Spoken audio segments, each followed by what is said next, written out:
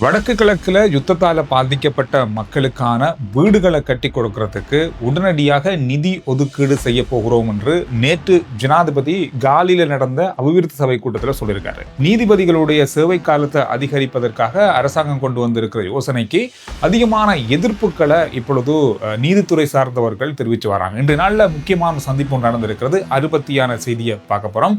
திருகோணமலையில ஒரு சம்பவம் நடந்திருக்கு. அதுவும் கோணேஸ்வரம் கோயில்ல ஒரு கையடக்க தொலைபேசியை குரங்கு பறித்து கொண்டு போய் அந்த கையடக்க தொலைபேசி இன்னும் ஒரு நபரால மீட்கப்பட்டிருக்கு.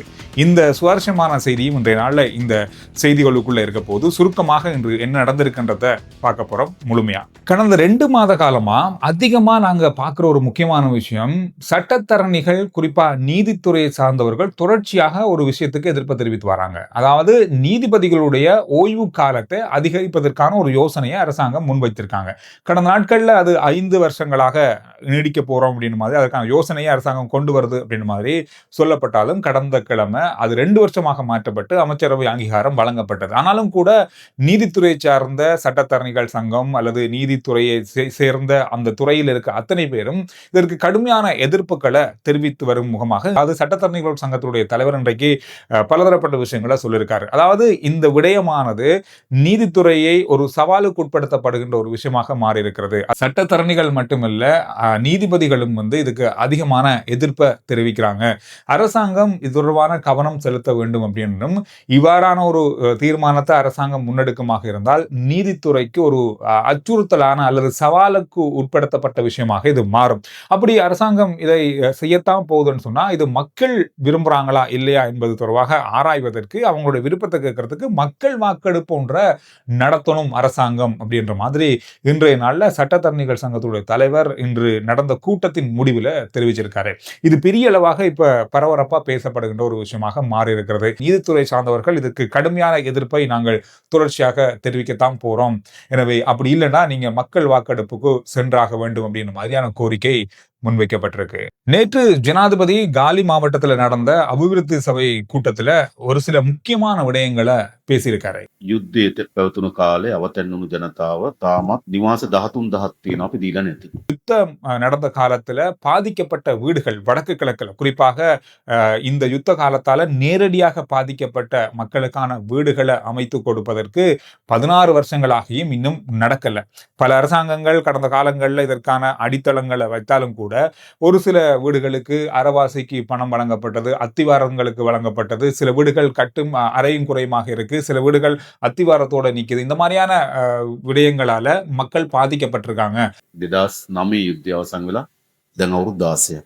ඒතර අපි කල්පනා කරන ලබන අවුරුද්දේ බජට් එකෙන් අපි ඔයගොල්ලෝ ඇස්සින නේද අපි කිව්වා 6500ක් ඉවර කරනවා ඊළඟ අවුරුද්ද දෙකකින්. ලබන අවුරුද්ද 6500 ඊළඟට අවුරුද්ද 7 එතකොට ඒක ඉවරයි. இதனால கடந்த யுத்தத்தால பாதிக்கப்பட்ட மக்களுக்கு 16,000 வீடுகளை அரசாங்கம் கட்டி கொடுக்க வேண்டிய நிலையில இருக்கு. அதற்காக வார வருஷமும் அதுக்கு அடுத்த வருஷமும் விசேடமான நிதி ஒதுக்கீடுகளை செய்ய போகிறோம். வார வருஷம் 6,500 வீடும், அதுக்கு அடுத்த வருஷம் 6,500 வீடும், இந்த 2 வருஷத்துக்குள்ள 13,000 வீடுகளை வடக்கு கிழக்குல நேரடியாக யுத்தத்தால பாதிக்கப்பட்டு வீடுகளை இழந்தவர்களுக்கான வீட்டமைப்பு திட்டமாக இது நடக்க போகுது.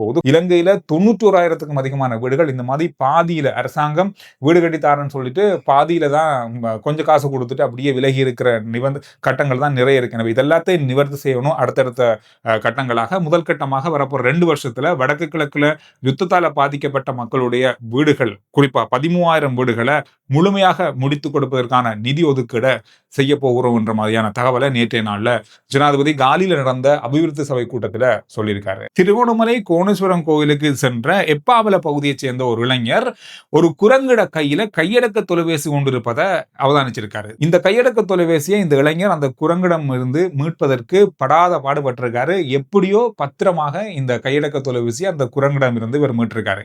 மீட்டதுக்கு பிறகு இந்த கையடக்க தொலைபேசியை பரிசீலித்து பார்க்கும்போது இது ஒரு மாணவியோட கையடக்க தொலைபேசி அப்படின்றது தெரிய வந்திருக்கு. உடனடியாக இவர் என்ன செஞ்சுக்கிட்டா போலீஸ்ல இந்த கையடக்க தொலைபேசியை கையளிச்சு போலீசார் தொடர்பாக விசாரணைகளை செஞ்சு இந்த கையடக்க தொலைபேசி கிளிநொச்சி ஆனந்த நகரை சேர்ந்த ஒரு மாணவியோட கையடக்க தொலைபேசி அப்படின்றது தெரிய வந்திருக்கு. காரணம் பாடசாலை தொடர்பான ஆப்புகள், பாடசாலை தொடர்பான அந்த நோட் எல்லாமே இந்த கையடக்க தொலைபேசியில இருந்திருக்கு. இதை தொடர்ந்து அவங்களுடைய தொடர்பெடுத்து அந்த மாணவியை தொடர்பு கொண்டு அந்த கையடக்க தொலைபேசியை மாணவியுடைய அப்பாவிடம் போலீசார் கையளிச்சிருக்காங்க. விசாரணையை செய்ய போது இவங்க வந்து அந்த மாணவியும் குடும்பத்தாரும் வந்து கடந்த நாட்கள்ல திருவண்ணாமலைக்கு சுற்றுலா வந்திருக்காங்க.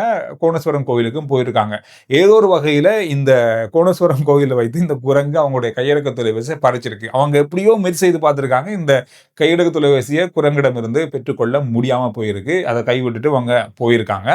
அந்த விடயத்துல எந்த வகையிலும் அவங்க முறைப்பாடோ எதுவும் செய்யாத நிலையில இருந்திருக்காங்க போல.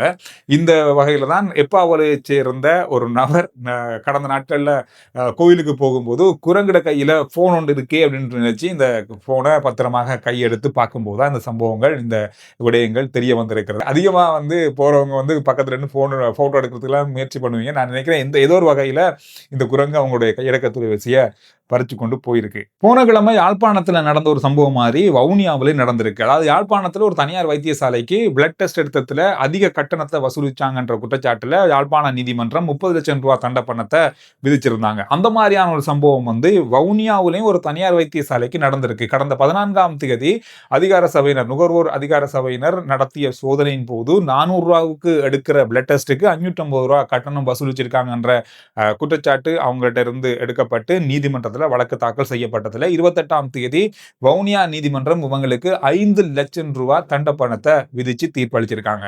அமெரிக்கா உடனடியாக அமுலாகும் வகையில சீனாவிலிருந்து இறக்குமதியாகுகின்ற அல்லது சீனாவிலிருந்து அமெரிக்காவுக்குள்ள கொண்டு வர மனித வடிவிலான அல்ல மிருகங்கள், குறிப்பா நாய் வடிவிலான ரோபோக்களை உடனடியாக தடை செய்வதற்கான ஒரு யோசனையை அமெரிக்க ஜனாதிபதி டொனால்ட் ட்ரம்ப் தலைமையிலான குழு தீர்மானித்திருப்பதாக சர்வதேச ஊடகங்கள் இன்று செய்தி வெளியிட்டிருக்காங்க. இதுக்கு காரணம் என்னன்னு சொன்னா, அமெரிக்காவுடைய புலனாய்வு பிரிவு அல்லது புலனாய்வுத்துறை மிக முக்கியமான ஒரு எச்சரிக்கையை விடுத்திருக்காங்க. அதாவது வருங்காலத்துல இந்த மாதிரியான மனித வடிவிலான அல்லது மிருக வடிவிலான ரோபோக்கள் வெளிநாடுகள்ல இருந்து இறக்குமதியாகும் போது, குறிப்பா சீனாவிலிருந்து இறக்குமதியாகின்ற இந்த ரோபோக்கள் மனிதர்களுக்கு அல்லது அமெரிக்கர்களுக்கு எதிராக செயற்படக்கூடிய ஒரு சக்தி வாய்ந்த ஆற்றலாக மாறும் தன்மை கொண்டதாக இருக்கும் அப்படின்னு சொல்லி புலனாய்வு தகவல்கள் தெரிவித்திருக்கு. இது நடக்கக்கூடிய வாய்ப்புகள் 90% இருக்கிறதால இப்பவே இந்த இறக்குமதியையும் இந்த மனித வடிவிலான அல்லது மிருகங்கள் வடிவிலான ரோபோக்களை தடை செய்யுங்க என்ற ஒரு யோசனையை முன் வச்சிருக்காங்க. உடனடியாக அமெரிக்க அரசாங்கம் இந்த யோசனையை முன்வழிந்து இந்த தடையை இப்பொழுது விதிச்சிருக்காங்க. குறிப்பாக என்ன சொல்றாங்கன்னு சொன்னா, இந்த ரோபோக்கள் மூலமாக அமெரிக்காவுக்குள்ள இருக்கிற தகவல்கள் திருடப்படுகிறது. அது மட்டும் இல்லாமல் வருங்காலத்துல இதை வேறொரு இடத்துல இருந்து அமெரிக்கர்களுக்கு எதிராக அல்லது நாட்டுக்கு எதிராக செயற்படுத்தக்கூடிய தன்மையை வந்து இது மூலமாக செய்யலாம்.